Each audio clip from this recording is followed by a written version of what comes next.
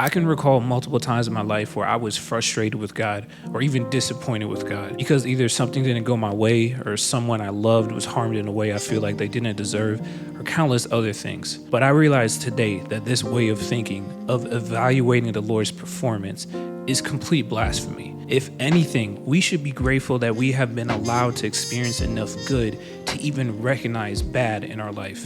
Yo, what is good, y'all? It's your boy Paul Bernard II, also known as PB. Been a full-time content creator and entrepreneur for the last 5 years. Now, the last couple weeks have been kind of challenging to get videos out because last month I was moving. I was basically homeless, going between different apartments and everything. And this month, my sister, thank the Lord, gave birth to my brand new nephew. So I'm actually in Michigan right now visiting family. And it's just been a lot of moving around, but I appreciate your patience in the different locations, different styles of video and everything of that nature. But my goal is always just to speak the truth. Doesn't matter where I am. I know that God can use me anywhere that I am. So lately, through my Bible studying, I've been spending a lot of time in the Old Testament. I really have just wanted to understand truly the beginning of humanity and the beginning of God's people and have that root understanding of how God acted in regards to the Israelites and all the characters of the Old Testament. And man, it has done a number on my soul to read through all these stories of time and time and time again of how God came through, performed miracles, looked out for his people in spite of what they were doing, even if it was bad or not. And I think the issue here is just honestly that many of us are just not familiar with how God works. The way we fix that is by constantly reading the Bible, studying it, and understanding it. Anytime we live in expectant faith instead of a true faith, we deceive ourselves. I think sometimes we get so familiar with blessings and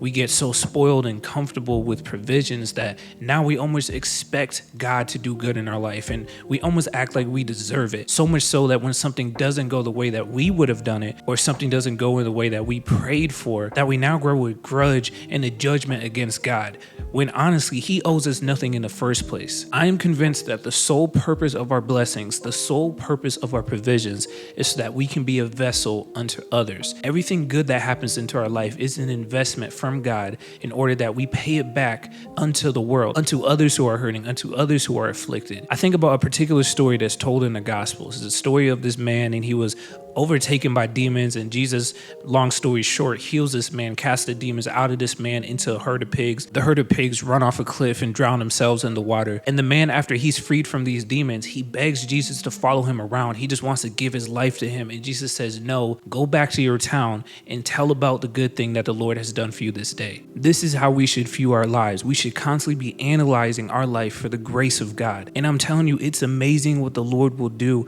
when we open up our hearts and we actually see the good things that God is doing in our life. We see the good things that God is capable of. We get to know him through his word. We practice his word and we have this cycle of just experiencing God's grace, experiencing God's grace over and over and over again. So much so that even myself recently, I've got to this point of just being so overwhelmed by all the good things and all the craftsmanship of the Lord in my life. This is a completely contrary idea to how I used to think, where I just always was looking at the bad and looking at all the lack I had and the things that God wasn't doing for me. James 4:3 says, you ask and do not receive because you ask wrongly to spend it on your passions. We need to change our goal and perspective on life from personal provisions to outward expressions of gratitude. That is exactly what a testimony is. It's an outward expression of gratitude. It's outward proof and evidence that the Lord lives in your life, that he's moving, that he's active, that he's relevant. Every time God does something in your life, every time he heals you, every time that he makes a way out of no way, every time that he leads you in a direction that you never thought was possible,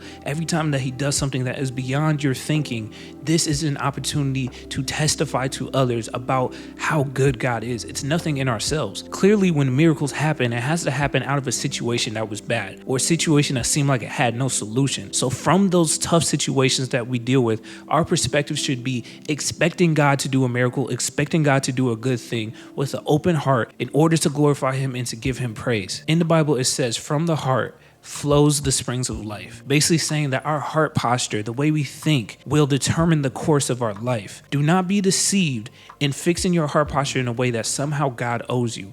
or somehow that you deserve good. Even the statement saying that God frustrated you or that somehow God disappointed you is to say that you are on a level that you can evaluate the performance of God, that you somehow know a way that God doesn't know. Like I said, that is complete blasphemy. We do not know how to live this life. We don't know what is best for us. We don't even know how to pray, the Bible says. It is only through the grace of God, through his provisions, through his presence, through his existence, that we are able to achieve anything, that we are even here and able to have the cognitive resonance to know that something hurts us, to have those emotions. So if anything, I'm hoping that my words help you to change your perspective. It's not going to solve the problem itself, but going to the word and reading through God's promises and understanding his character, understanding how he's worked in the past and how he's capable of working today is going to change your complete heart posture on situations in life in general. And then from there, you will see God do exceedingly above anything you can ask, think, or imagine. I hope that this encouraged you. My goal is always to just speak the truth. I love you very much. Thank you for being with me in all these different environments I've been shooting in.